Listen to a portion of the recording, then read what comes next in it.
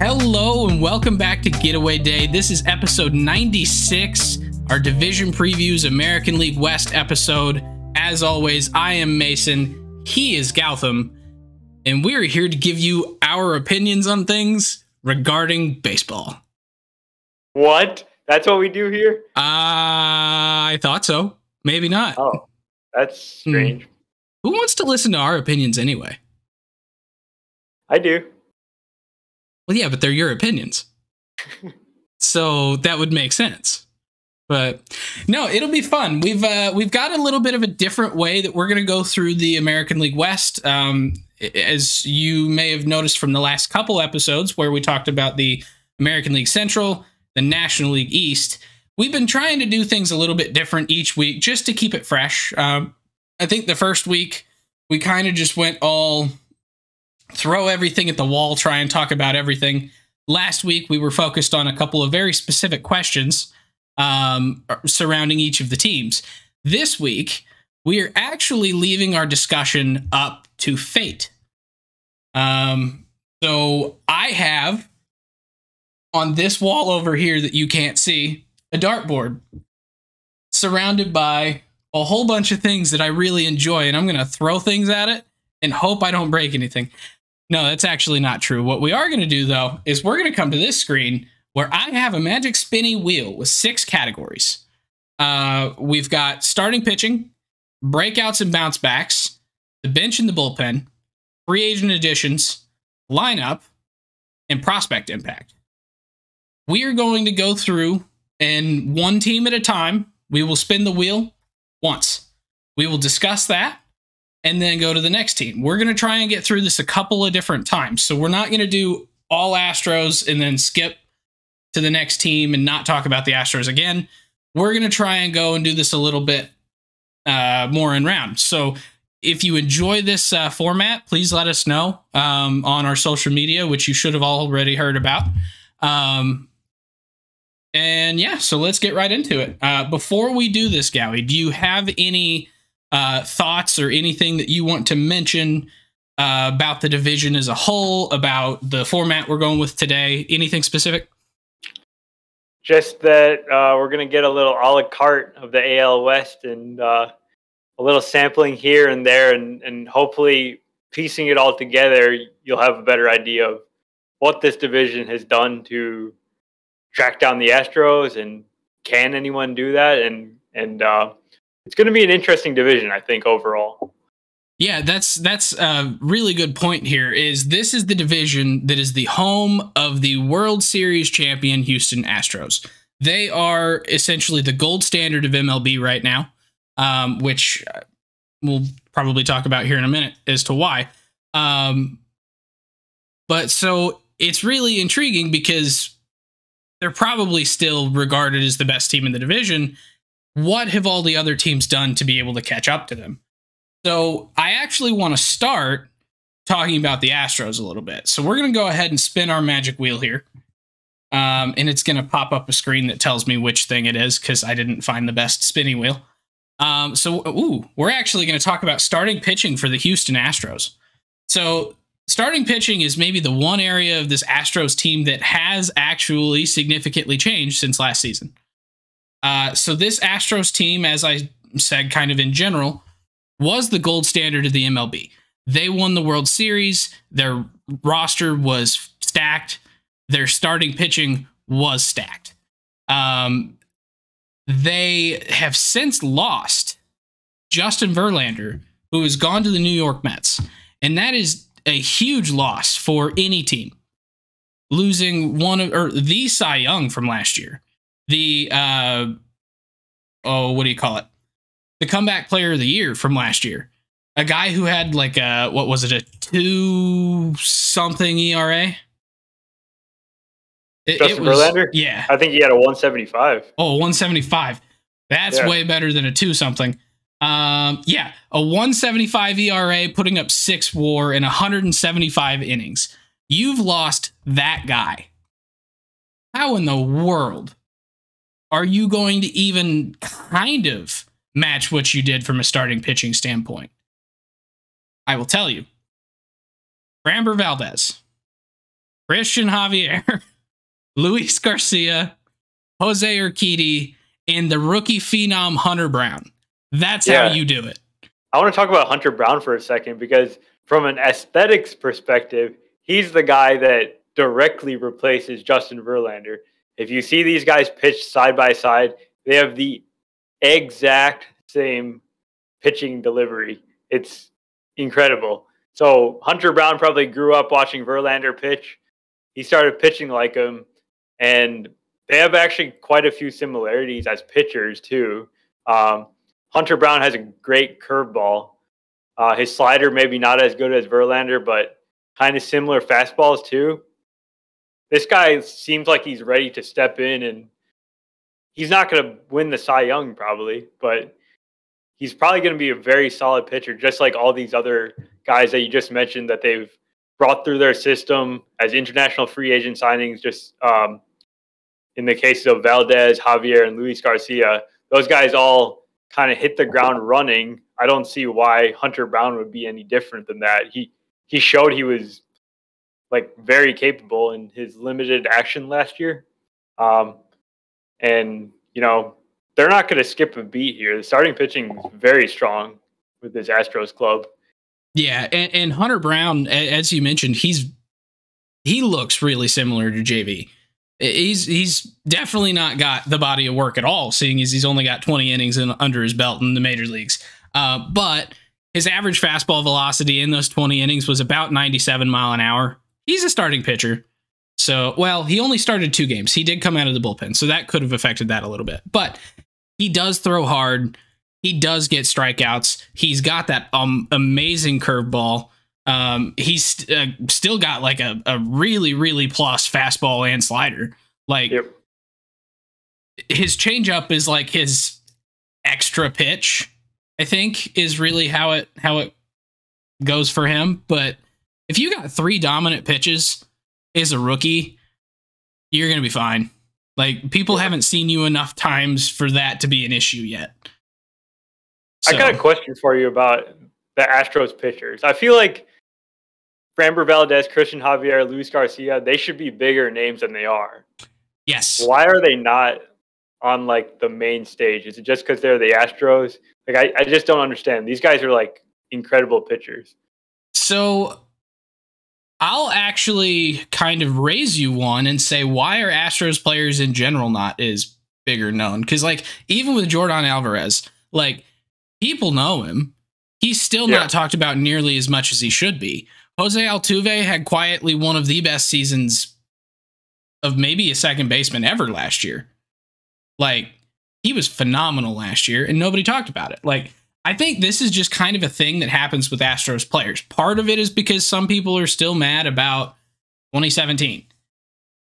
I think some of it is that the team has been so good that it's a little bit of the Dodgers effect, except for they're not going out and signing big free agents. Because the Dodgers, in a lot of people's minds, look like the 90s Yankees. That's kind of what they are right now. This Astros team is sort of how the dominant Cardinals were in like that 4-year span of going back to the NLCS, where it's like they're just calling guys up from within, making star players, getting incredible impact, but they're not going out and paying ridiculous amounts of money for it. So it's not in the headlines. And so unless you're actually watching the games, you don't really know. Like, that's kind of how it seems to me. I think that makes sense. It's almost like LeBron effect. They're just consistently the best or near the best, that they just get overlooked and underappreciated. Yeah. Yeah, because, like, was it Javier last year who was just amazing? He was incredible. Yeah, 148 innings, a 2.54 ERA, almost 12 strikeouts per 9. Like, the dude was awesome last year, and nobody knew about it. I literally just asked the question, was it Javier that did that? I think that is maybe the perfect example of that. Yeah, and so, you're a major baseball fan too, you know? Yeah, like I literally was the one that made the point, and I still can't remember. Like, ugh, it's wild. But yeah, I think the other part of it is that there's a guy in this rotation that we haven't talked about who I think is a little bit better known, and that's Lance McCullers. And Lance McCullers is going to be out for a bit. He won't be out for the whole season, I don't think. He just had a strained elbow, right? He didn't actually get surgery. I think it's that. Is it the elbow or is it? Oh yeah, it's the elbow. So yeah, he's been dealing with this type of injury for years now. It just seems like something that keeps coming back. The elbow. He's had the Tommy John now. I think it's just something that they always are going to have to deal with McCullers. He's a very good pitcher, and they've got kind of a depth situation with guys like Hunter Brown who can step in for McCullers in this situation. They'll take what they can when he comes back. I'm sure he'll pitch pretty well. Yeah. And like, he's one of those guys that this is going to be a really bad comp, and you'll understand why as soon as I say it. He's in a couple of ways reminds me a lot of Clayton Kershaw. When he's on the field and he's healthy, he's really, really, really good. He does tend to be off the field a fairly decent amount at this point in his career. And so, like, luckily this Astros team does have the depth to be able to deal with that. Obviously, you lose a little bit of depth with Verlander leaving and not getting any big additions to replace him. But overall, I think they're still in a fairly good spot here. So, all right. Anything else on the starting pitching for the Astros? If not, do we want to just go down in the order that I've got them, or do you want to pick a team that we go next? All right, so next we're going with the Los Angeles Angels. And spin the magic wheel. The magic wheel takes too long to spin. Prospect impact for the Los Angeles Angels. Okay. I'm going to let you start on this one. So that's an interesting one. With this club, they've got a lot of veteran players. Obviously, they got Trout and Ohtani. They brought in other veterans like Hunter Renfroe, Brandon Drury. There's no real like prospects, with the one exception of Logan O'Hoppe, who is the catcher of the future. He's been catching Ohtani in spring games. They're going to pair him up with Ohtani. Like, they're very high on this guy. They traded for him midseason last year, giving up a major part of their team in Brandon Marsh. So they are believers, and he was just amazing last year in the minor leagues. Double-A, kind of had his breakout with the Phillies. He's like the main prospect impact. I guess I'm not sure if he's going to break camp with the team, but there's no question he's going to make an impact at some point pretty early on in the season. Yeah, unless he has a pretty bad spring, I would assume Logan O'Hoppe does end up breaking camp. And I think a lot of people are making that same assumption right now. Like, they don't really have any other catchers on the roster. They have Max Stassi. They have Max Stassi, but they don't have a backup catcher on the roster, so they're going to have to bring someone up. They didn't sign anybody to come in and be a backup catcher, so it kind of looks like it's O'Hoppe's job. The other prospects that I will mention, he did pitch 7 games last year at the big league level, all as a starter, and that's Chase Silseth. So Chase Silseth, he came up and he pitched 28 innings, so he only averaged about 4 innings a start. Did not do particularly well, but he is their number 3 prospect in the organization.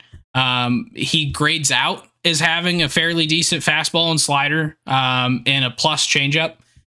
So this is a team that, like, historically, we've not loved their pitching, period. They do have some good pieces, and we might talk about them here in a bit. And guys like Reed Detmers, who threw a no-hitter last year, really young guy. I think he could do some stuff.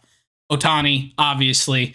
And they made a couple additions to try and address their starting pitching, but Chase Silseth does give them a little bit of depth, and he could potentially come up and break out. I mean, the dude's only 22 years old, came up, pitched 28 innings, and a 6.59 ERA, not particularly good, but it could have been worse. And if I remember correctly, Silseth was a 2021 draft pick. So it's not like he had been in the minors for very long. He's not very experienced. So I assume when he comes back up, that second go around is going to go a lot better for him. Yeah, that's exactly right. I mean, across complex ball and double A in 2021, he pitched a total of 5 innings. Yeah. 2022, he pitched 83 innings at double A and then was called straight up to the majors. So like he wasn't really in the best opportunity to succeed there necessarily anyway. So that 6.59 ERA and about 30 innings, probably not that concerning, especially for a 22-year-old kid who is a really well-regarded prospect. I mean, not like the top 10 pitcher or pitching prospect in the league by any means, but fairly good prospect. So he could potentially come up and make an impact here for the Angels. But really, outside of him and Ohapi, they don't really have a whole lot in their system that is close to the majors. I got 2 guys I want to talk about. One guy doesn't really fit in the prospect bucket anymore because he's played too much, and that's Joe Adele, who's still not old. And right now, he doesn't really have a place on this team with the additions that they made. He'll be fighting a guy like Brett Phillips, who's a much better defender than him for that like last bench outfielder job. If he plays really well, that could be a major boon for this Angels lineup, to get him in there and actually like producing. I don't know where exactly he fits, but we can't forget the talent that this guy had. He was like a top 5 prospect in baseball just a few years ago.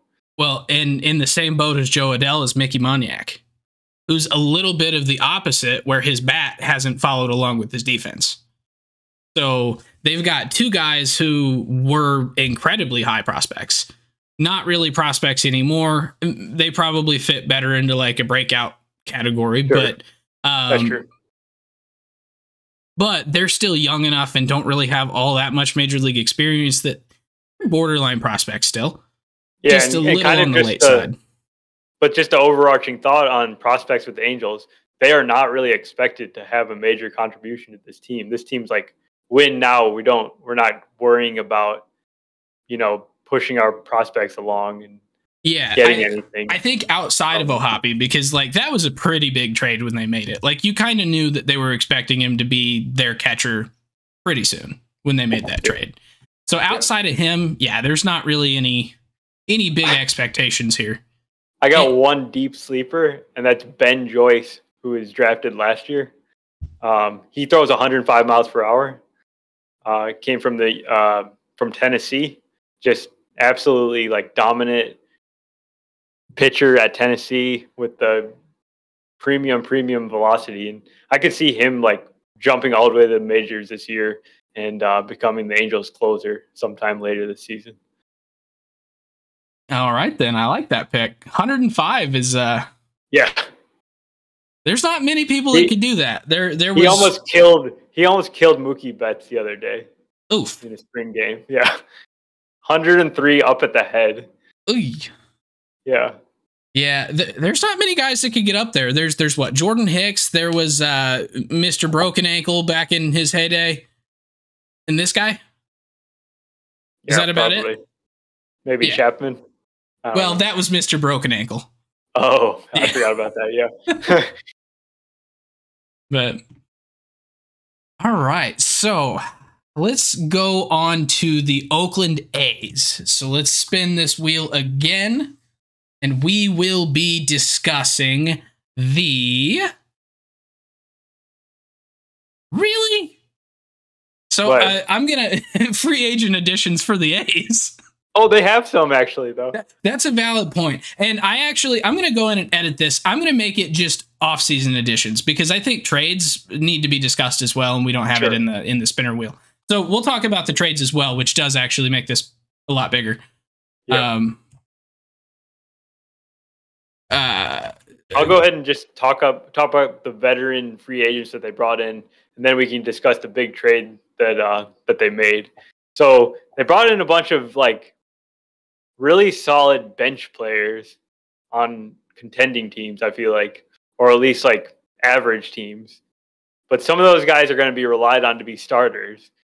Those guys are Jesus Aguilar, kind of a over the hill first baseman type guy, no defensive value. They brought in Jace Peterson, who can move around the infield, maybe even play the outfield a little bit. Same kind of thing with the Ledmus Diaz. Those guys are like fantastic guys to have on your bench because they can play so many positions. They're like roughly average with the bat. And then Shintaro Fujinama. Shintaro Fujinami from Japan, who's like a fireballing 27 or 28-year-old. He could actually have some upside for them to, make his mark as a starting pitcher for the A's. Yeah, and he is. I thought this was pretty interesting. So, Roster Resource actually slots him in as their number 2 starter. Which, yeah, he's about to turn 29 years old. Just signed out of Japan, and I don't really can't remember. Does I know he throws very hard and does not really know where the ball is going. So it's going to be interesting to see how he makes his adjustment to the AL West. Yeah, I was looking to see if Fangraphs had, because I know like in the search there's international players, but I couldn't remember if they actually had international stats. And it doesn't look like they do, at least not for Fujinami. So I was hoping to get a little bit of a view as to his stats over in Japan. But yeah, so that was the free agent moves. And yeah, you're 100% right. These are guys who are not starters on most teams. They will be starters here. It does actually significantly improve this team from last year. If you saw what they were putting on the field, having bench guys from a lot of other teams probably is an upgrade. But the biggest upgrades that they probably made to their roster, and the biggest downgrade that they made to their roster, all came through trades. So I guess we'll start with I don't remember if it was the first one, but the one that actually got them the player. Well, no, I guess this was all in the same trade, wasn't it? There's 2 trades, right? There's the Sean Murphy trade, and then there's also the AJ Puck trade. Yeah, the Esteury Ruiz was that was a 3-way deal that got Esteury Ruiz. Okay. Yeah. So veteran catcher, Sean Murphy, I think had 3 years left to control, gets sent over to the Atlanta Braves. Esteury Ruiz comes from the Milwaukee Brewers over to the A's, and then the A's along with a couple other prospects, I think. And then William Contreras went from the Braves to the Brewers. So big trade. The key pieces of it, for the sake of what we're talking about, you lose Sean Murphy, you get Esteury Ruiz. Sean Murphy is a top 5 catcher in the major leagues. The dude can handle his bat very well, and he is a plus defender, like a very plus defender. I think one of the best defensive catchers in the league right now, right? Definitely. So that is a huge, huge loss.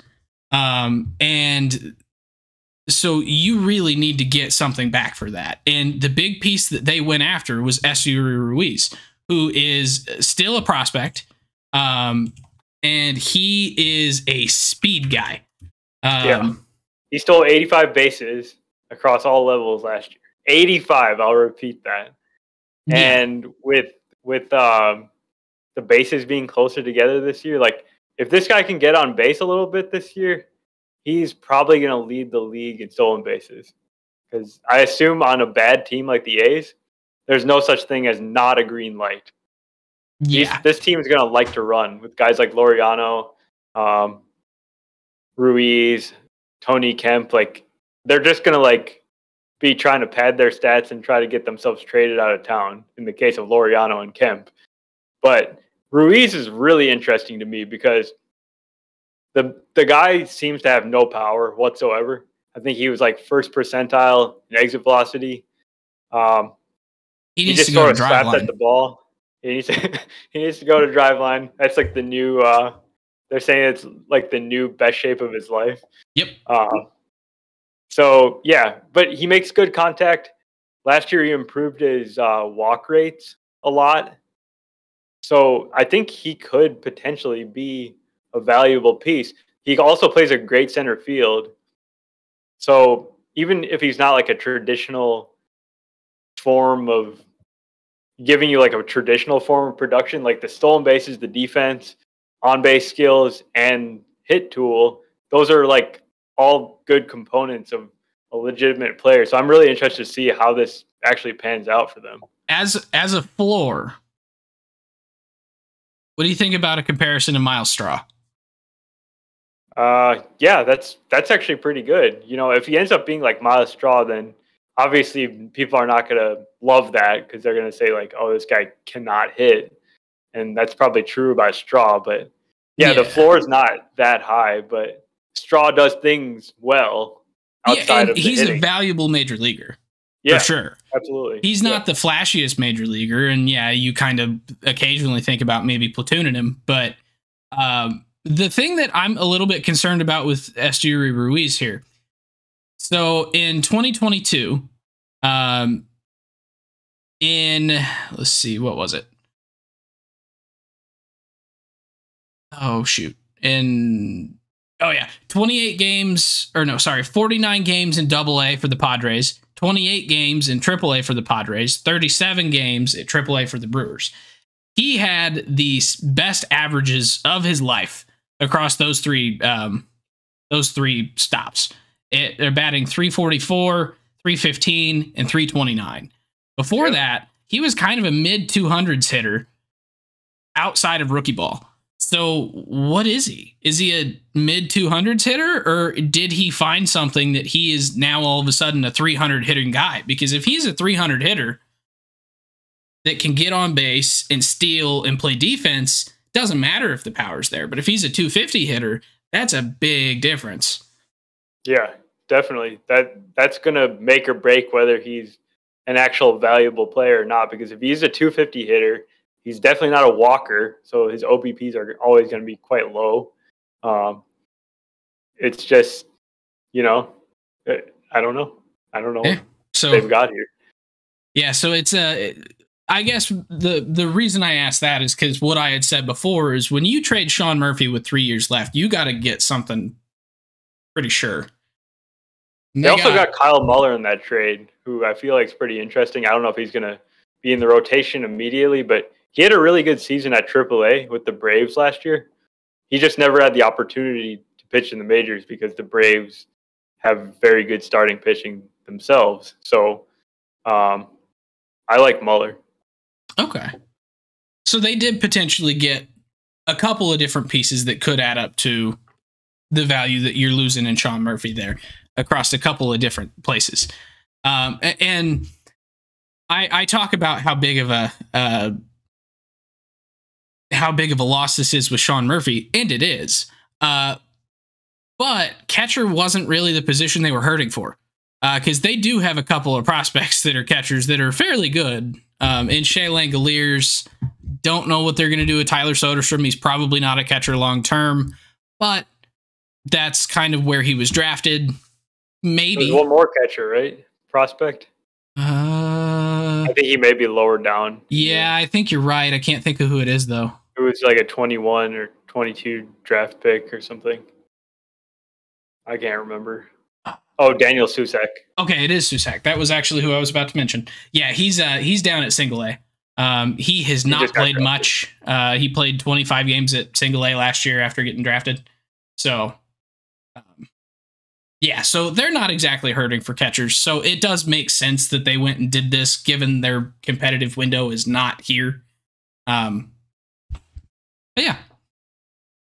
Let's see. What do you say we go on to the Seattle Mariners? Do it. All right. I'm actually excited for this one because I could talk a lot about pretty much everything on this list. Yeah. And we are going with off-season additions again for the Seattle Mariners. Okay. So the Seattle Mariners actually went out and had a pretty busy beginning of the offseason, going out, filling their second base hole that they left from Adam Frazier becoming a free agent. And they got Colton Wong through a trade with the Milwaukee Brewers. They went out and got Teoscar Hernandez in a trade with the Toronto Blue Jays. They went out and got AJ Pollock, Tommy La Stella, Cooper Hummel, who they got in a trade for Kyle Lewis. Like, they weren't huge in the free agent market, but in the trade market, Jerry Dipoto went off and did his thing.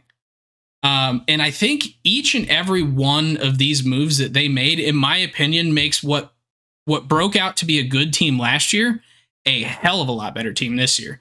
Because Colton Wong, he is getting on the wrong side of 30. Well, he's been on the wrong side of 30, but he's still playing at a really high level. I mean, the dude's been around for, 10 years now, or 9 years now, and he's still about a 250 to 270 hitter, kind of depending on the year. It's been a little bit back and forth, but he gets you about 15 to 20 steals. He gets you about 15 home runs. He gets you really, really, really good defense at second base, which this year we've been talking is a little bit more of a premium than it had been in the past. Adam Frazier, the guy who he's replacing, he really didn't. He was kind of the same, average, a little higher average, but didn't really have the power, didn't really get the steals. His defense was a little worse. So Colton Wong, in my opinion, is an upgrade at pretty much every aspect of the game over Adam Frazier. So great move, in my opinion. Yeah, I like it too. I will say that Colton Wong's defensive numbers very much slipped last year. I don't know if that's just a one-year blip, but he rated out very poorly as a second baseman, which is kind of weird because he has been very good in the past. But then I think the other big one is just all the moves they've made in the outfield, right? So they moved on from Jesse Winker, which kind of surprised me because I thought he was the big piece that they were getting in the offseason before. But he ended up not playing particularly well. Eugenio Suarez rebounded and was awesome last year for them. And so they moved on from Jesse Winker. But they went out and traded Kyle Lewis for Cooper Hummel. They signed AJ Pollock, and they traded for Teoscar Hernandez. All three guys that I think between the three of them, they're going to find their guy. I think that's pretty fair to say. I mean, if you think about it, in total, the key parts were they switched Frazier for Wong, and they switched Winker for Hernandez. Those are the key swaps. Yeah. Anything that they get from AJ Pollock is kind of extra. I think he could be useful, but Teoscar, that's going to be the big bat that this lineup was needing last year. I feel like they still could use another bat, but he improves them a lot and gives them the power that they are desperately lacking. Yeah, but AJ Pollock and Cooper Hummel get them depth in the outfield because they did lose Mitch Haniger, so you've now got a second outfield spot that you've got to fill.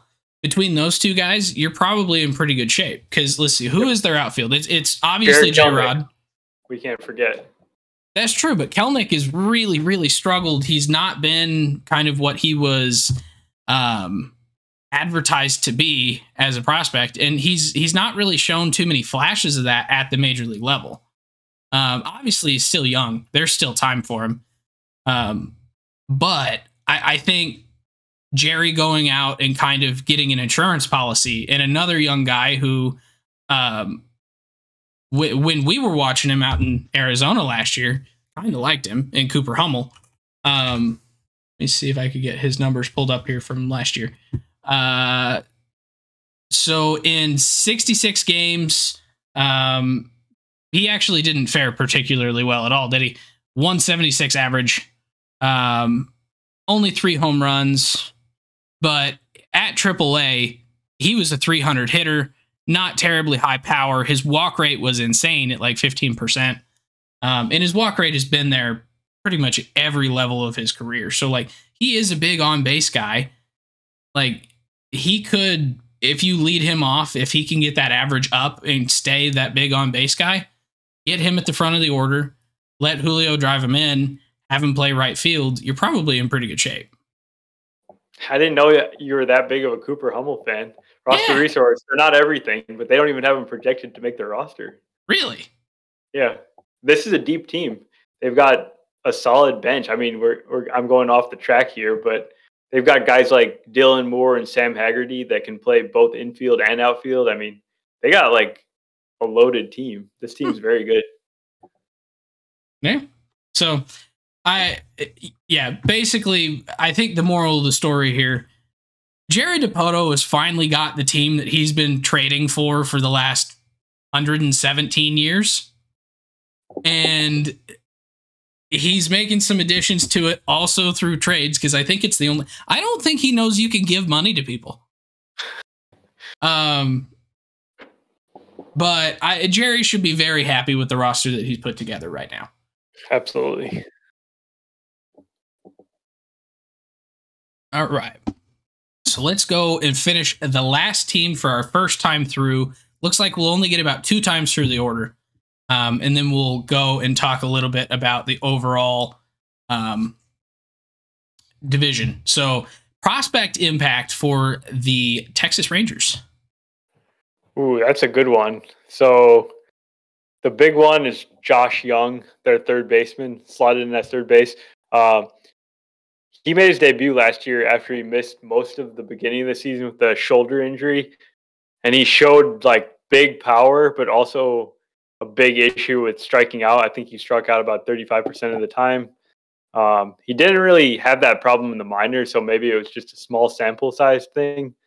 But he's their third baseman for hopefully the next 5+ years here. He's just 25 years old. Was a big prospect coming up, and they're kind of saying, go run with it. There's other guys that could potentially compete with him for that job or take that job away from him, like Josh Smith, couple other names that are not coming to me right now. But so would you throw Justin Foscue in that group? He might be, but don't know if he's truly a third baseman. I was going to say he's more of a middle infielder, but the reason I ask is because he's kind of blocked. Like, unless you get an injury to Corey Seager or Marcus Semien, and Semien more likely just because Foscue's a second baseman, unless, God forbid, you have that happen, he's kind of blocked at his natural position. So if Foscue is going to come up and be a part of this team, he's going to have to find another spot. Do they move him to the outfield? Do they try and move him to first base? Like, because their first baseman right now is Nathaniel Lowe. Yeah, who I wasn't particularly high on, and then you reminded me that he was really good last year.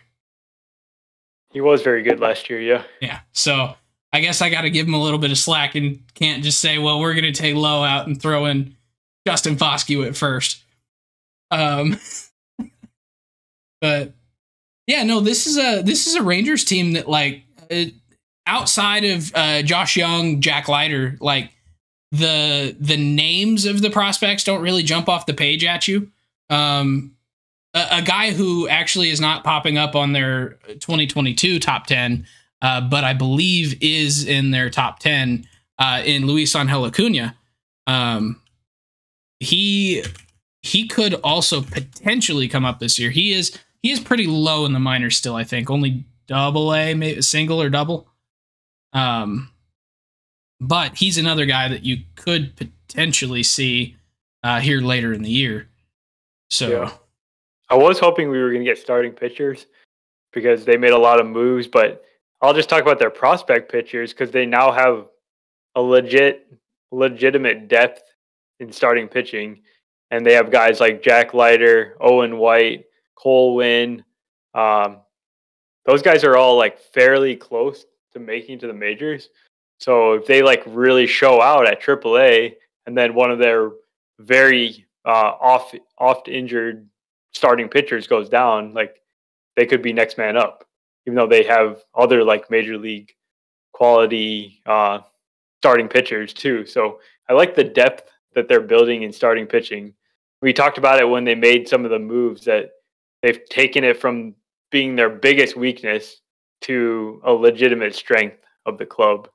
Yeah. In pitching. Yeah. The one guy that they've got who I think when he was drafted was pretty high up that board, but has not pitched well in the minors is probably Kumar Rocker. But I think outside of that, their minor league, like upper minor leagues pitching depth is awesome. Also, by the way, remind me not to just assume that younger brothers play the same position as their older brothers. Luis Angel Acuna is a middle infielder. This is awkward. I called him an outfielder, I think. So. And Josh Young has a brother too. I don't think he's a third baseman. Jace? I think he's a second baseman. I think you're right, yeah. In the Tigers organization. Correct. Yes, I actually have one of his autos, like right over there. So, big Jace Young fan. Should we take another lap through the AL West? Maybe a little rapid fire round? 100%. All right, so we have for the Astros, their lineup. Oh, gosh. What do we talk about with their lineup? They're good. Yeah, basically their lineup is returning a majority of the players that they had last year. The biggest changeover in their lineup specifically is actually who they have manning first base. So Yuli Gurriel is no longer the everyday first baseman for the Houston Astros. Instead, they went out and signed 36-year-old free agent Jose Abreu from the Chicago White Sox. He's 36 years old, but this is a guy coming off an MVP, 3 years ago? Like 2020. Yeah, 2020. Still really productive player. Major upgrade here. Well, I don't know. Maybe not major. I would say major, yeah. Major? All right. Major upgrade. I mean, Abreu is still a 300 hitter with 15 to 20 home run power. Does not strike out. Like, hardly at all. And he started walking recently. Yep, he got his walk rate up to 9% in the last 2 years. So he has made some pretty big strides in that as his power has come down. So not driving in as many runs by the long ball, but he is getting on base a lot more often. So kind of making that trade-off as he gets to the wrong side of the aging curve. I think that's a pretty big bolster for a team that just came off a World Series victory. The top of this lineup is just absolutely scary. You want to face Jose Altuve, Michael Brantley, Alex Bregman, Jordan Alvarez. Jose Abreu's your number 5 hitter, and then Kyle Tucker, who's potentially a top 10 player in the league. And then Jeremy Pena is batting 7th. Yeah. Like, once you get to 8 and 9, you're like, oh, thank God. But then it turns around to number 1 again, and you're like, oh. Yeah. And Chas McCormick is not a complete liability either, is the big thing. Yeah, like, this is Chas McCormick's oppo power, isn't his oppo power just a little bit odd? Like, it doesn't make sense, but he's got it. I don't know. Maybe. All right. Let's go ahead and go to the Angels and talk about their... Nope, we're going to spin that again because we've already... Wait. Did we talk about off-season additions? No, we talked about prospects. Okay. Yeah. Yeah, so off-season additions for the Angels. I think the biggest one, in my opinion, Hunter Renfroe. Period. Put him in the outfield next to his doppelganger and Mike Trout. Like, holy crap. So now you got Taylor Ward, who, if he can do kind of what he's been doing the last year and a half, kind of off and on, but if he can do that with Mike Trout, with Hunter Renfroe's power, and Ohtani, oh, yeah, I like this. I like this roster from a power standpoint for sure. Yeah, I feel like Renfroe is kind of really just established himself. You kind of know exactly what you're going to get. He's going to hit about 30 home runs. He's probably going to hit about 250. And he's going to go play pretty good right field. I mean, that's a solid player to have that probably gets overlooked a lot. And just kind of what the Angels need. They need credible people to surround Mike Trout and Ohtani. We've been saying that for years now. Not just credible, consistent. Above average. Consistent. Yeah. And that's exactly what you're getting out of Hunter Renfroe is consistency. Like, he's not been a huge injury risk. He's played 125 games last year, 144 the year before that, 140 in 2019, 120 in 17 and 18 when he wasn't really an everyday player necessarily. Like, he's a dependable guy. who puts up consistent results year after year and plays solid defense in right field.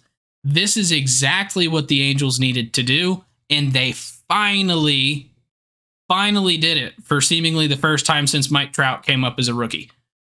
Yep. So, and one other addition that they made was adding Gio Urshela. I think that was a pretty solid move too, because the one position that they didn't really fill in was shortstop, and it's going to be interesting to see how they mix and match with Luis Rengifo, who's maybe the better hitter, and a guy like David Fletcher, who's maybe a better defender, and then Urshela, who's, you know, he's okay, and he can fill in at shortstop, but you don't necessarily want him to be the everyday guy there. Yeah. Do you see one of those three guys or someone else emerging to be like a full-time shortstop, or do you think they just continue to mix and match? I think it'll mostly be a continue to mix and match. I do actually, I'm really intrigued to see how, who'd they get as their manager? Phil Nevin, still. Oh, it's still Phil Nevin? Yeah. I think he's probably going to stick with Luis Rengifo a lot. And I mean, he's got reason to. Luis Rengifo was pretty solid last year for him. So yeah, he was. I wouldn't really be shocked to see him keep like the majority of the play time there, but I do think you'll see a lot more mix and match. I mean, Gio, he plays a lot of third bases, or has played a lot of third base in his career as well, and I think he's a better third baseman than shortstop. So if Rendon goes down, which the last couple years, that's been a pretty consistent thing, unfortunately, I think you'll see Urshela take over third base. And then keep Rengifo there at shortstop for the most part. David Fletcher will probably tag in with Brandon Drury whenever they need a little bit more defense at second. They actually have options this year. Yeah. Unlike before when they were like stuck playing Andrew Velasquez, who I think he's still on the team or he's in their system still, but he was like not a major league hitter at all. Yeah. So it's definitely a really intriguing Angels team. And I think I'll get to this when we do the wrap up. How about that? Yeah, sure. Because the point that I was going to make kind of sticks with a lot of the teams in this division. So, all right, so we are on to the Oakland Athletics lineup. Oh no! Okay, this is one I was hoping to avoid. If you can name 3 people in this lineup, you get $100. Okay, hold on. I've moved my Fangraphs off the page here. I feel like this should be easy because I've literally been looking at it. Esteury Ruiz. Yep. Ramon Laureano. Yep. And the catcher is... You know who it is. It's not Shea Langoliers. It is. It is. It is? Yeah. I thought they had one of the old guys still on the team. They have Manny Pena. Manny Pena. There we go. That's who I was trying to think of. You know? I should have remembered Christian Pache. That's awkward. Yeah, so this lineup is awful. There's no getting around it. And that's going to be... We didn't really talk about their starting pitching, but I think their starting pitching is not the worst. Like, there are maybe teams that have a worse starting pitching than them, and the A's always seem to do okay with getting the most out of their starters. They pitch in a good ballpark and everything, but the lineup is going to hold them back. Well, and they do have upside in their rotation as well, behind like prospects like Ken Waldachuk. But yeah, their lineup here: Tony Kemp, Ramon Laureano, solid player, Seth Brown, Jesus Aguilar, Jace Peterson, Shea Langoliers, JJ Bleday, Nick Allen, Esteury Ruiz. So they're, let's see, 7, 8, and 9 hitters are unproven entirely and not really boppers. I don't think any of those guys are really known for their bat. And Bleday, Nick Allen, Esteury Ruiz. Nick Allen is like the man cannot hit. Like, he's proven that he can't hit. You said he's unproven. I say he's proven.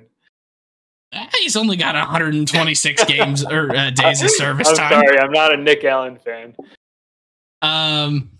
Like Shea Langoliers, I think it'll be interesting. I honestly don't know enough about his catcher profile to know if he's a better hitter or better catcher. I assume He's better got a catcher. He's a good catcher. He's got a ton of power, but also a ton of swing and miss. So he could go through some big time growing pains. So a little bit of a Mike Zunino type. Yeah, I would say it's like a traditional catcher profile. Good defense, power. All right. But then, like, yeah, you're the big bop in your lineup is Seth Brown and Jesus Aguilar and Jace Peterson. Yeah. Like, not instilling fear in the hearts of your enemies. Not really, no. So, all right. Well, I won't make you try and come up with something nice to say there. Let's just go ahead and move on to the Mariners, and we're going to talk about the Mariners starting pitching. Oh, yes. That's a good one. Yeah, so Seattle, they've got fantastic starting pitching that almost goes toe-to-toe with the Astros, would you say? Would you say they can compete? I think they can. I mean, their worst starter is Marco Gonzalez, who is a very solid major league starter. Like, he's not a number 1 or 2. He's more of a 4 or 5, which is exactly where he is in the rotation now. 31 years old, came up with the Cardinals.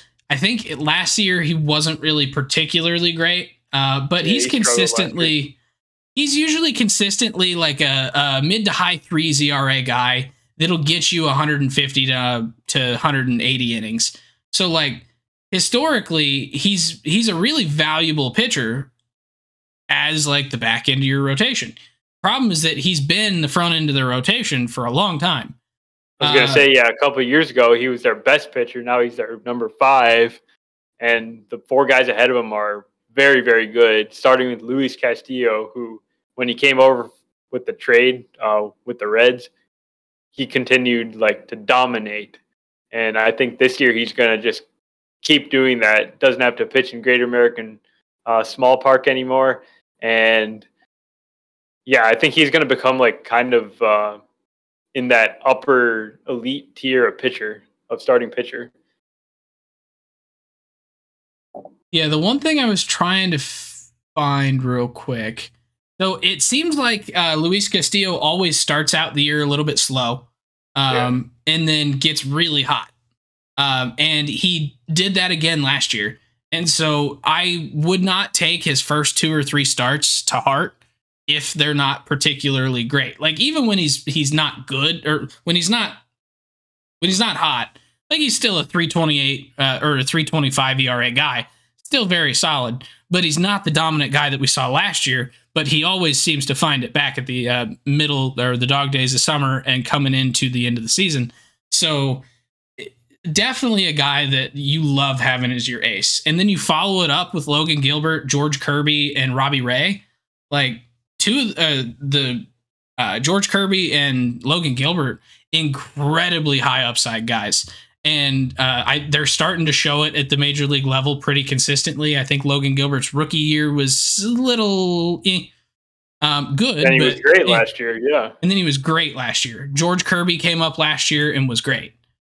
Yeah, George Kirby's season was insane last year. He comes up to the major league level, makes 25 starts, and only walks 4% of the batters. This guy has some of the best control in all of baseball. Like, he's up there with like Aaron Nola in terms of walk rate. And his K rate was not great at the majors, but when you're pairing it with only a 4% walk rate, you could take 24% Ks. Absolutely, yeah, and there's room for him to improve in that regard. And even if he doesn't, that's a great pitcher. Yeah. The thing that intrigues me is the fact that they have not quite ready, but not too far behind, a little bit more pitching depth in Emerson Hancock. Yep.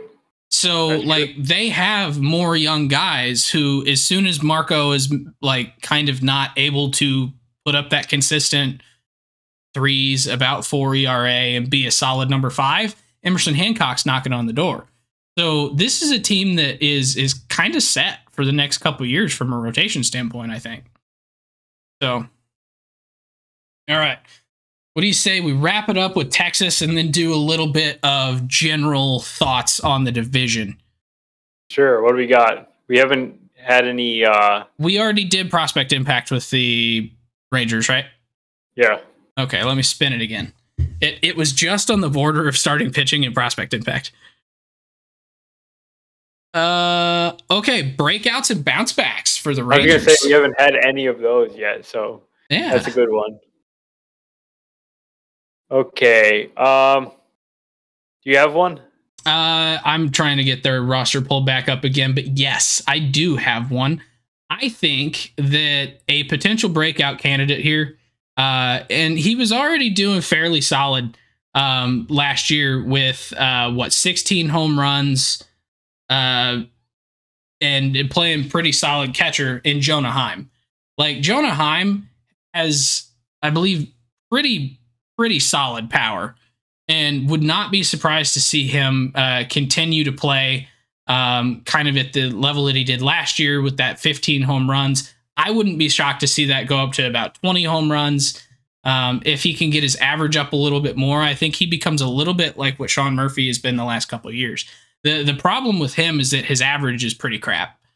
Like he in the majors has hit 211 in 2020, 196 in 2021, and 227 in 2022. But that's across a total of 222 games. So, like, he really needs to get his hit tool back up. But Jonah Heim could be a very solid catcher. And I think this could be his breakout year at age 28. Like, this is kind of the last chance for him to really have a true breakout, I think. But I wouldn't be shocked to see it happen. Yeah, for sure. I got Leody Taveras as my breakout. I feel like he used to be a top prospect, and I think he has a chance to be the starting center fielder for this team. They don't have strong outfielders in general, so he's kind of one of their best options right now with good defense. He did play just okay, I guess, last year, but he kind of showed some flashes of being a solid player. Even he may not be a superstar, but he can be a legitimate major league player that's a starter. He needs to go to Driveline.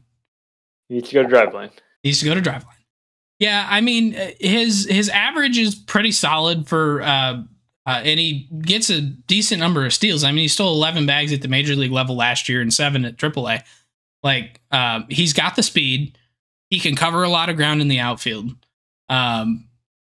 If he can find any semblance of power, or get his walk rate up, I think he's a very, very good young player. And I mean, we've seen guys add power, both naturally as they go from age 23 to like 25.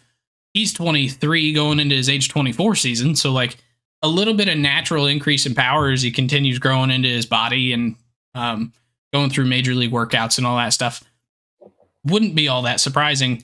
And then we don't know what he's done in the offseason. Like, he could have potentially worked on stuff like that too. Like, that's been a pretty Driveline. Yeah, he could have gone to Driveline, hung out with Lars Nootbaar, put on the K vest. I'm so glad you got me listening to that podcast. I'm actually really enjoying that. So thank you. Shout out Rate and Barrel. Very good podcast. Yeah, so that's kind of our quick hits on the 5 teams of the American League West. Gowie, do you have any overall thoughts on the division as a whole? Overall thought is that the Astros are still the team to beat just because they are the World Series champions. They haven't really changed that much for the worse. I do think that the Mariners, the Rangers, the Angels have all closed the gap, and there's going to be some real competition. And with all those teams being good, I think there is the chance that one of those teams could actually unseat the Astros this year. Even if it's not likely, I think that possibility does exist. Yeah, and I think my general thought on this division is that I think this is the most improved division in baseball. Not the best division in baseball, but the most improved. Like, you look at the fact that the Angels are making smart moves, bolstering a team that has good pieces in Trout and Ohtani and Jared Walsh, if he can kind of bounce back. guys like that, they're bolstering that team. They're actually filling holes by going out and getting your Gio Urshela, getting a little bit more consistent power there, and Hunter Renfroe, bringing in Logan O'Hoppe to hopefully take over catcher of the future.